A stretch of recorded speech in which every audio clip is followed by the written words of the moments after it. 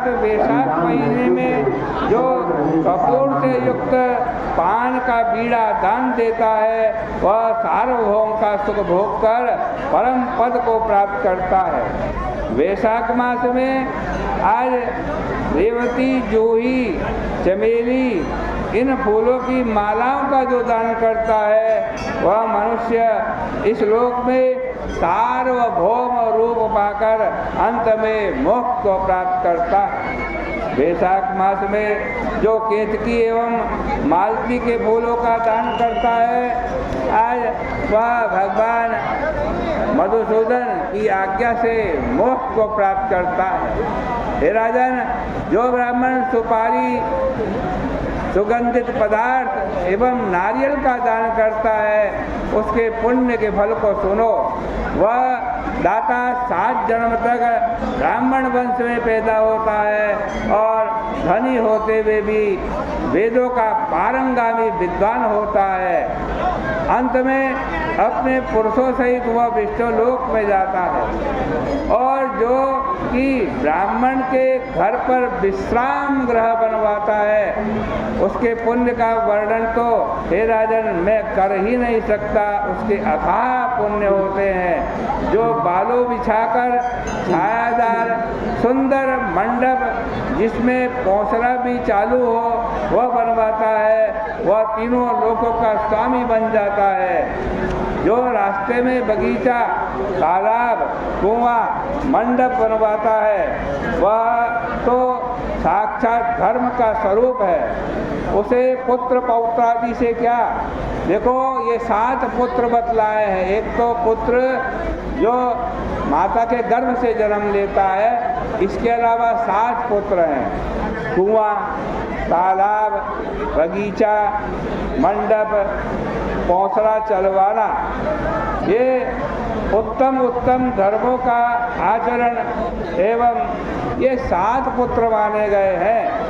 भले पुत्र आपकी मृत्यु के बाद आपका श्राद्ध न करें, तर्पण न करें, लेकिन ये जो 7 पुत्र बताए हैं वैशाख के महीने में, इसमें जब भी कोई व्यक्ति आएगा ये उनको जल देंगे, फल देंगे, फूल देंगे और उससे आज मृतात्मा तृप्त होगी। इसलिए ये 7 पुत्र वैशाख महीने में बतलाए हैं। इसमें संदेह नहीं कि इनमें से किसी एक को भी नहीं करने वाला मनुष्य स्वर्ग आदि लोक को प्राप्त नहीं होता।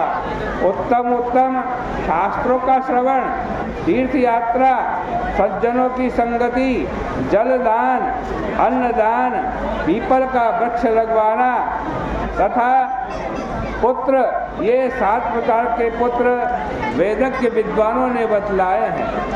सैकड़ों धर्म करने पर भी पुत्र के बिना मनुष्य को स्वर्ग की प्राप्ति नहीं होती।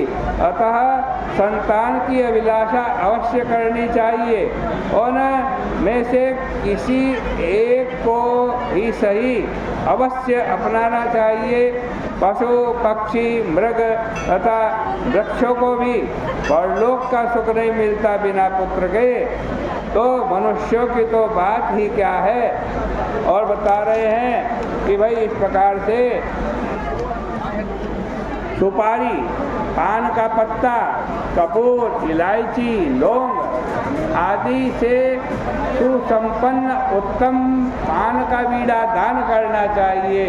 इसमें संदेह नहीं कि पान देने वाला आज शरीर से किए गए समस्त पापों से छुटकारा पा जाता है। निश्चित ही यश, धैर्य अतः लक्ष्मी को प्राप्त करता है। और यदि कोई रोगी मनुष्य पान दान करता है तो निरोगी हो जाता है और निस्संदेह इस पृथ्वी पर विद्वान एवं धनी हो जाता है। गर्मी के दिनों में मट्ठा दान के समान कोई दान नहीं है। इसलिए रास्ते में थके हुए ब्राह्मण को मट्ठा देना चाहिए। जंबीर नींबू के सुंदर रस से युक्त तथा स्वच्छ नमक मिला हुआ अरुचि मिटाने वाला मट्ठा जो दान करता है वो मोक्ष को प्राप्त करता है।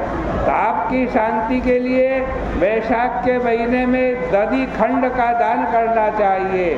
उसके पुण्य को हे राजन सुनो, मैं उसको नहीं कह सकता। भगवान विष्णु के अत्यंत प्रिय वैशाख मास में जो उत्तम उत्तम चावल का दान करता है वह पूर्ण आयु को प्राप्त करता है और सभी यज्ञों का फल उसे प्राप्त होता है। और जो गाय का घी जिसको बड़े बड़े आचार्यों ने तेज स्वरूप माना है, वह जो दान करता है वह अश्वमेध यज्ञ के फल को भोग कर अंत में भगवान के मंदिर में आनंद करता है। सूर्य के मेष राशि में आ जाने पर वैशाख के महीने में गुड़ के साथ जो ककड़ी दान करता है निस्संदेह वह सभी पापों से मुक्त होकर श्वेत दीप में निवास करता है। और जो दिन के ताप की शांति के लिए सायंकाल में ब्राह्मण को ऊख दान देता है उसके पुण्यों को तो आज अनंत, उसके पुण्य अनंत है। वैशाख मास में श्रम शांति के लिए सायंकाल पानक पीने योग्य जो पन्ना होता है उसका दान देकर मनुष्य सभी पापों से छुटकारा पाकर सायुज्य मुक्ति को प्राप्त करता है। वैशाख मास में ब्राह्मण को जो फल के सहित पन्ना दान देवे तो उससे उसके पितरों को अमृत पान का फल मिलता है। इसमें तनिक संदेह नहीं है। वैशाख मास में आम के फल के सहित जो पन्ना दान करता है निस्संदेह उसके सभी पाप नष्ट हो जाते हैं। आज कहते हैं अमावस्या के दिन जो पन्ने का दान करता है निस्संदेह यह समझना चाहिए कि उसने सैकड़ों गया श्राद्ध कर लिए हैं। कस्तूरी, कपूर, जूही, बेला और खस से सुवासित पन्ना घड़े में भरकर जो मनुष्य चैत्र मास की अमावस्या को या वैशाख महीने की अमावस्या को पितरों को उद्देश्य करके देता है उसको 96 गया श्राद्धों का फल मिलता है। इस प्रकार से श्री स्कंद पुराणे वैशाख मास में नारद अम्बरीश संवादे दान महिमा नामकम तृतीयोध्याय, ये तीसरे अध्याय की कथा हम भगवान के श्री चरणों में अर्पित करते हैं। बोले कृष्ण कन्हैया लाल की जय।